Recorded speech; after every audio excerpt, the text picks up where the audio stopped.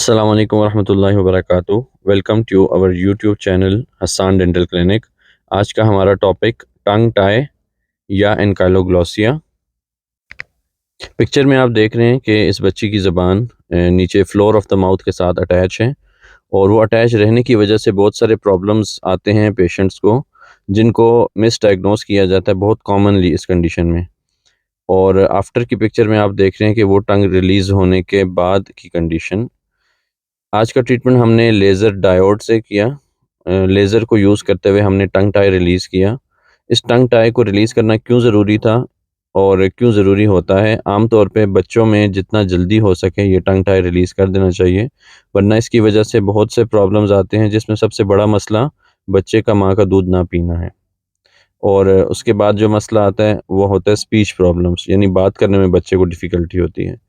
आप ये बिल्कुल लाइव देख रहे हैं, इस बच्ची की ज़बान नीचे फ्लोर के साथ टाई होती है। अक्सर पेशेंट्स को भी नहीं पता होता कि ये कोई प्रॉब्लम है, और इसको बाहर लाने में भी ये ज़बान बाहर भी नहीं ला सकती। आपने देखा होगा बिल्कुल टिप के साथ अटैच है इनका फ्रेनम। और इसका जो ट्रीटमेंट है उसको हम फ्रेनोटॉमी कहते हैं। अब वो लेज़र से हम करते हैं, कॉमन और बेहतर तरीका तो लेज़र होता है।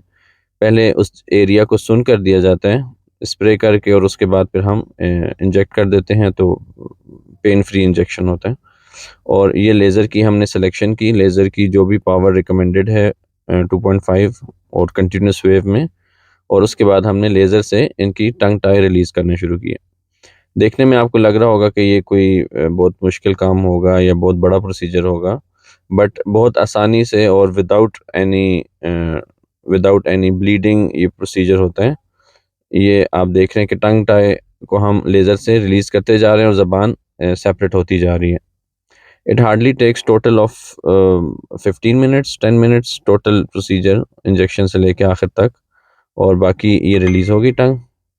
और ये टंग रिलीज़ करना क्यों ज़रूरी है? क्योंकि इससे बात करने के प्रॉब्लम्स जो बच्चों में होते हैं, अक्सर कुछ वर्ड्स बच्चे सही प्रोनाउंस नहीं कर सकते। अक्सर सबसे पहला प्रॉब्लम तो मदर फीड का होता है कि बच्चे फीड नहीं ले ले पाते, जिसकी वजह से न्यूट्रिशन डेफिशिएंसी होती है, बच्चे फिर टॉप फीड पे शिफ्ट हो जाते हैं। और भी इस तरह के बिहेवियरल प्रॉब्लम्स आते हैं फिर बच्चों में। फिर इसी तरह अब ये इतना कॉमन है। अब वैसे जो रिसर्च हुई है उसमें तो तकरीबन 10% है, बट जो एक्चुअल प्रॉपर एग्जामिनेशन करके एक डॉक्टर बैक्स्टर हैं जो इसके एक्सपर्ट हैं, और इस पे उनकी काफ़ी सारी रिसर्च है। उनके मुताबिक तो इसकी प्रेवलेंस 20% लोगों में है। जब हमने अपनी रिसर्च कंडक्ट की तो उसमें हमें भी ऐसा ही लगा कि 20 नहीं, 20 से भी ज़्यादा पॉपुलेशन में एनकाइलोग्लोसिया या टंग टाई होता है, लेकिन पेशेंट्स को भी नहीं पता होता, उनके वालिदैन को भी नहीं पता होता। और बच्चे डिफ़िकल्ट वो समझते हैं कि यही नॉर्मल लाइफ़ है या यही नॉर्मल चीज़ है। तो इसकी असेसमेंट लाज़मी करवाएँ, और असेसमेंट आप ख़ुद भी कर सकते हैं। और जैसे कि आप देखें, बच्ची की ज़बान टंग टाई रिलीज़ होने के बाद पूरी बाहर आनी शुरू हो गई। ये तो कंडीशन ज़्यादा सीवियर थी, किसी में अभी आप देख रहे हैं उनकी टिप बाहर आ रही है।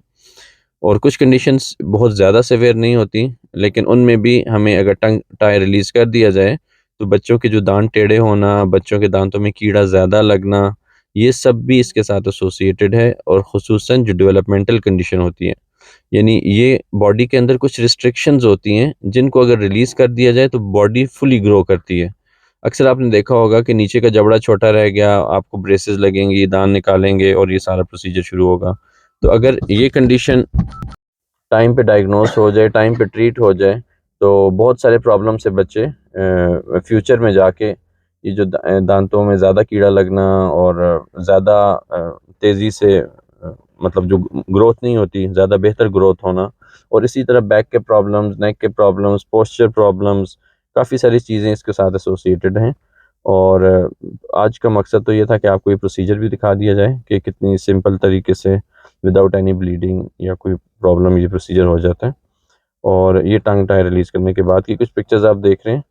उम्मीद है आपको आज की वीडियो बहुत पसंद आई होगी। और ये एक रेयर ट्रीटमेंट और एक रेयर प्रॉब्लम, जो कि रेयर इसलिए है कि हम इसको डायग्नोस या देख नहीं पाते, लेकिन आप जो वीडियोस देख रहे हैं आप लोग भी अपने घर में देख सकते हैं। अगर किसी बच्चे को इस तरह का प्रॉब्लम हो तो उसके सिम्टम्स देखें, और उन सिम्टम्स को आप बेशक डिस्कस भी कर सकते हैं। और दूसरा ये कि आप डॉक्टर बैक्स्टर की एक रिसर्च है उसको पढ़ें, उस पे काफ़ी डिटेल में इसके लॉन्ग टर्म इफ़ेक्ट बताए गए हैं इसकी वजह से फ्यूचर में आगे भी काफ़ी प्रॉब्लम्स आते हैं। तो टाइम पे अगर ये टंग टाई रिलीज़ हो जाए तो आगे के प्रॉब्लम से बचा जा सकता है।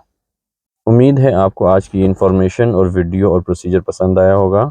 आपसे दरख्वास्त है कि आप चैनल को भी सब्सक्राइब कीजिए ताकि और भी इस तरह की वीडियोज़ और इन्फॉर्मेशन आपको मिलती रहे। दुआ में याद रखें। अल्लाह हाफ़िज़। अस्सलाम वालेकुम रहमतुल्लाहि व बरकातुहू।